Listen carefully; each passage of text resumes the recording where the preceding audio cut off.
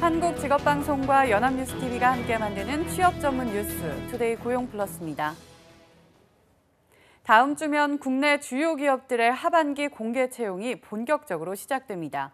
최악의 고용 상황이 이어지고 있지만 그나마 올해 하반기에는 기업들 채용 규모가 조금 늘 것 같아서 다행입니다. 채용 설명회가 한창인 대학가의 한지희 기자가 다녀왔습니다.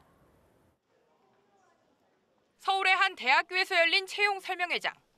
곧 시작되는 대기업 하반기 공채를 앞두고 알짜 정보를 얻으러 온 취업준비생들로 발디딜 틈이 없습니다. 이력서 작성법 등 전체적인 채용 동향 파악부터 실무자들의 생생한 경험담까지 한마디도 놓치지 않으려는 표정이 사뭇 진지합니다. 자소서 같은 경우에 좀 이제 쓸 때 많이 막막하고 이런데 오면은 조금 많은 팁들을 얻어갈 수 있지 않을까 싶어서 왔고요. 통계청에 따르면 청년층 실업률은 19년 만에 가장 나쁘다고 할 정도로 취업 사정이 좋지 않습니다. 그나마 다행스러운 건 정부의 일자리 확대 정책에 발맞춰 주요 그룹이 대규모 채용 계획을 발표하고 있고 기업 전반으로 하반기 채용 규모를 확대하려는 분위기가 뚜렷해지고 있다는 겁니다. 인사 담당자들은 하반기 취업 성공을 위해서는 무엇보다 자신이 지원하는 직무에 대한 이해도를 높이는 것이 우선이라고 조언합니다. 특히 요즘 채용 트렌드는 직무 중심형 때문에 본인이 그 해당 직무에 얼마나 강점이 있는지를 자기소개서와 특히 면접에서 어필하는 것이 가장 효과적인 방법이라고 생각합니다. 사상 유례 없는 취업 전쟁을 치르고 있는 취업준비생들은 바늘구멍 같은 채용 시장에 숨통이 트이길 기대하고 있습니다. 연합뉴스TV 한지희입니다. 최저임금 인상으로 늘어난 영세 자영업자들의 부담을 줄이기 위해서 정부는 카드 수수료율 인하 등 각종 대책을 내놓고 있는데요. 지난달 일반 가맹점에 대한 수수료율 상한선은 낮아졌지만 오히려 카드 수수료 부담이 늘게 된 경우도 있었습니다. 소재영 기자가 단독 보도합니다. 인터넷 카페에 올라와 있는 한 프랜차이즈 요식 업체로 발송된 카드 수수료 인상 통지서입니다. 가맹카드사들이 일제히 수수료율을 높인다고 통지해 왔습니다. 지난달 정부가 일반 가맹점의 수수료율 상한을 2.3%로 내렸는데 오히려 수수료율이 높아진 겁니다.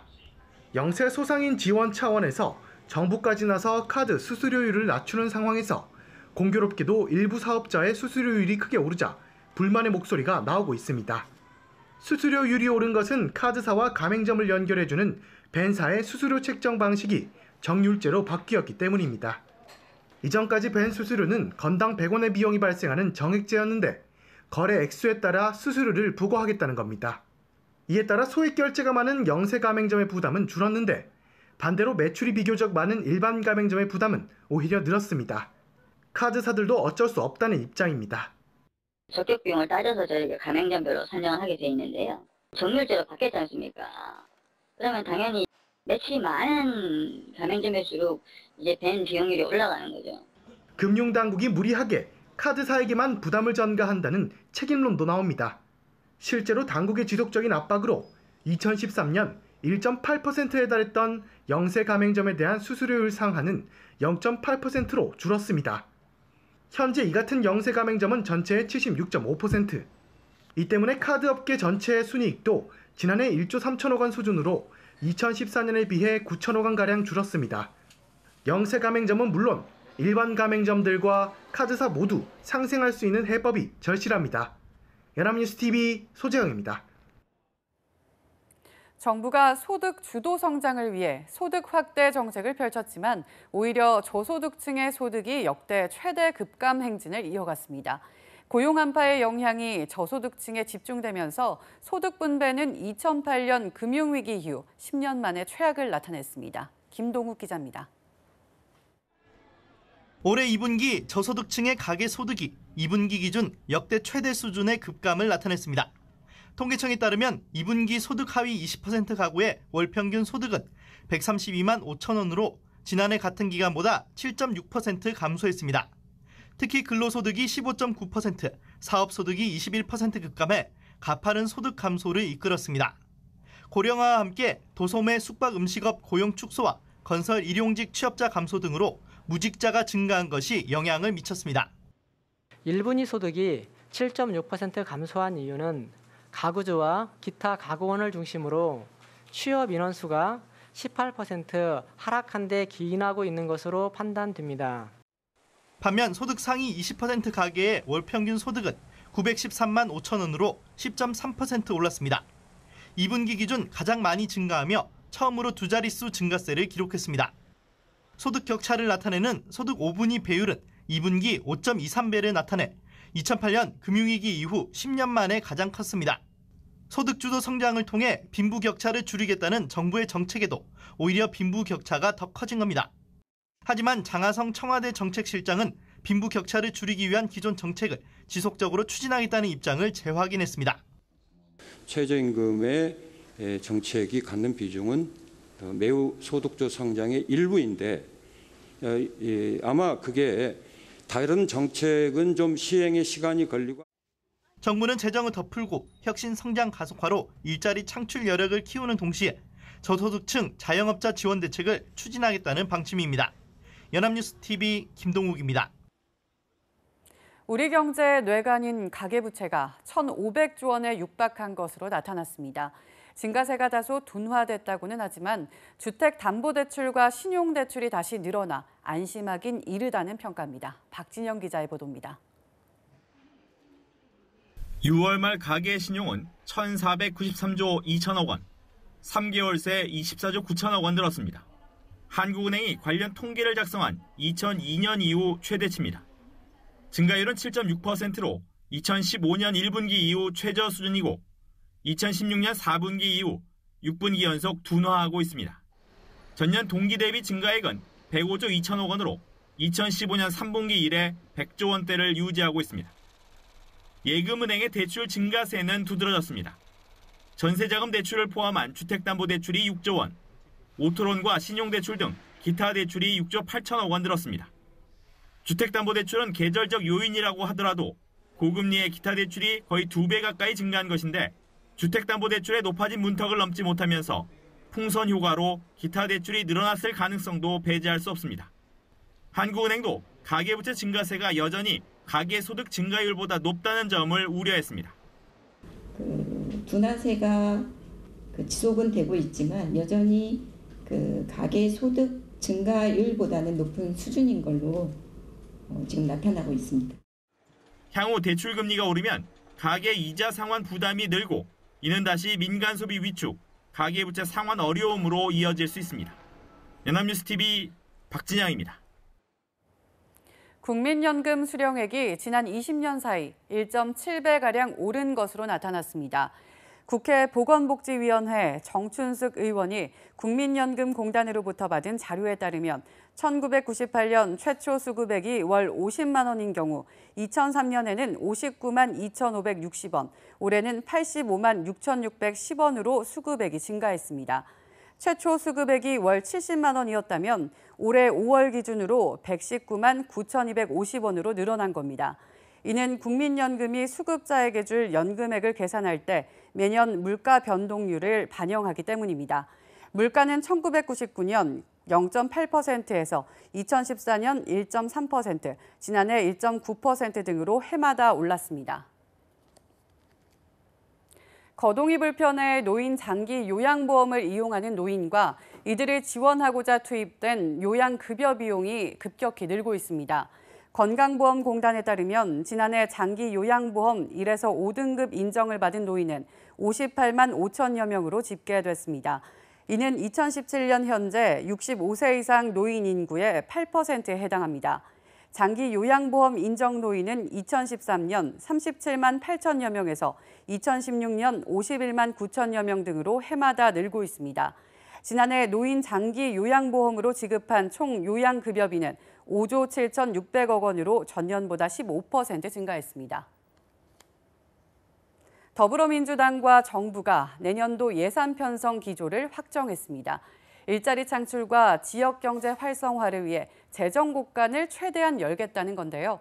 한국당은 밑빠진 독에 물 붓기라고 비판하면서 예산안 송곳 검증을 예고했습니다. 나재현 기자입니다. 더불어민주당과 정부는 내년에도 소득주도 성장 기조를 이어갈 것을 분명히 했습니다. 내년도 예산안 편성에 있어 일자리 창출을 위한 대폭적인 재정 확대를 예고한 겁니다. 대폭적인 확장적 재정 운영이 필요합니다. 이를 통해 소득주도 성장과 혁신 성장의 추진 속도를 대폭 끌어올려야 합니다.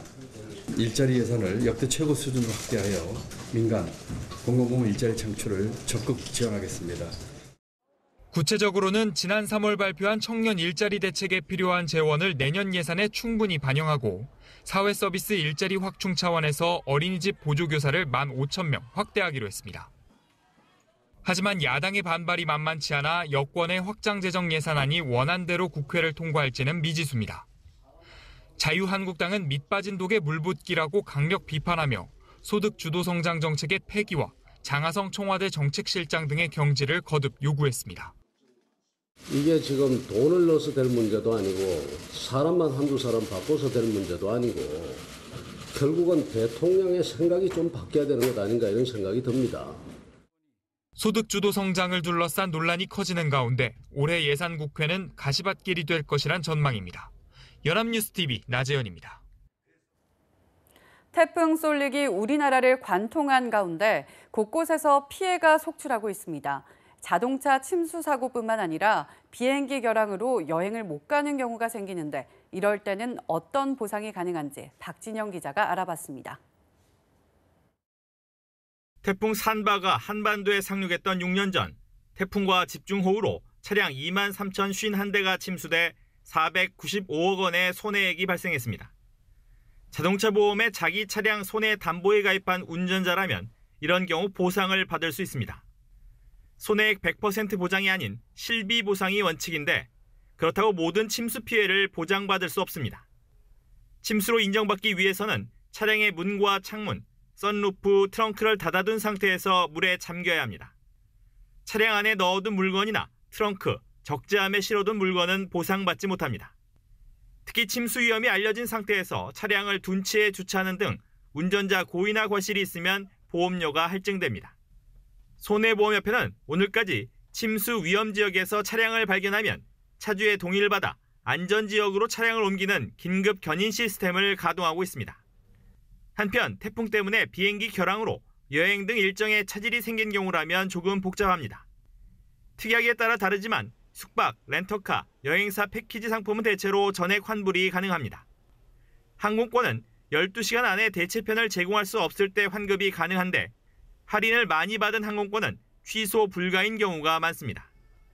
일부 보험사는 여행자 보험 특약으로 4시간 이상 항공기 출발 지연이나 결항으로 생긴 비용을 최대 30만 원까지 실비 보상하기도 합니다. 연합뉴스TV 박진영입니다.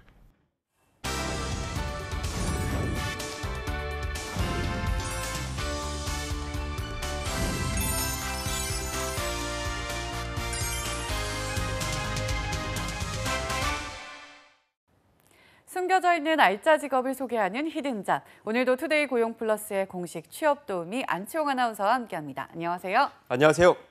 히든잡 시간입니다. 한 제품이 나오기 전까지는 숱한 시행착오를 거칩니다. 만일에 발생할 수 있는 문제점을 찾아서 제품의 완성도를 높이기 위해서인데요. 그래서 오늘은 IT 제품들만을 전문적으로 테스트하는 직업, 베타 테스터에 대해 소개하고자 합니다. 네, 베타 테스터라니 정말 생소한 직업인데요. 구체적으로 어떤 일을 하는 사람인가요? 네, 베타 테스터란 IT 업체에서 소프트웨어나 하드웨어 제품을 판매하기 전에 제품의 결함 여부를 검사하는 사람을 뜻합니다. 일반적으로 IT 제품을 테스트하는 방법은 알파 테스트와 베타 테스트 이렇게 두 가지로 나뉘는데요. 우선 알파 테스트는 개발 중인 제품의 문제점이나 콘셉트의 시장성 등을 검증하기 위해 회사 내부에서 가장 처음으로 실시하는 테스트를 뜻합니다. 하지만 알파 테스트는 미완성인 상태에서 제품을 시연하기 때문에 기술 노출과 외부의 부정적인 평가에 대한 이유로 직원들이 직접 테스트를 하는 경우가 대부분입니다. 베타 테스트는 이와 달리 거의 완성된 제품을 대상으로 외부인들에게 평가를 받은 뒤 소비자의 욕구와 성공 가능성, 그리고 제품에 대한 오류와 문제점을 찾아보는 경우를 말하죠. 이러한 시제품을 미리 시험해보고 이에 대한 조언을 하는 사람들을 바로 베타 테스터라고 하는 겁니다. 네, 일종의 IT 업계 체험단이라고 할 수 있을 것 같습니다. 그런데 체험단의 경우 대부분 일반인들이 아르바이트 형식으로 하는 경우가 많은데 IT 업계에선 유독 베타 테스터란 이름의 특정 직업이 있다는 사실이 특이한데요. 네, 물론 일반인들을 베타 테스터로 뽑는 경우도 있습니다. 베타 테스트의 종류에는 클로즈 베타와 오픈 베타가 있는데 오픈 베타는 일정 기간 동안 제품을 무료로 배포해서 정식 서비스처럼 인원이나 다른 제한 없이 테스트하는 것을 뜻하는데요. 주로 게임이 새로 출시됐을 때 오픈 베타를 사용하는 경우가 많습니다. 하지만 적은 인원으로 진행하는 클로즈 베타는 프로그램을 만든 개발자와 직접 커뮤니케이션을 하는 방식으로 테스트를 진행하게 되는데요. 바로 이 경우에 전문적인 베타 테스터를 필요로 하게 됩니다. 소프트웨어나 하드웨어 제품의 경우 상용화를 하기 전에 오류와 버그 등의 이 상용상 보완점을 잡아야 하는데 이를 위해서는 컴퓨터 분야에 대한 전문적인 지식을 가지고 있는 사람이 필요하기 때문입니다. 네, 그렇군요. 일반인들도 사용하기 쉬운 이 생활용품이나 가전제품과 달리 IT 제품들은 기술적인 문제까지 잡아야 하기 때문에 제품의 정확한 평가를 하기 위해선 관련 전문가가 필요하다는 뜻인 것 같습니다. 그런데 이렇게 전문적으로 활동하는 베타 테스터가 국내에도 많은 편인가요? 네, 우리나라의 경우 베타 테스터 시장이 아직은 미개척 분야라 IT 전문가들이 겸업으로 활동하는 경우가 많은데요.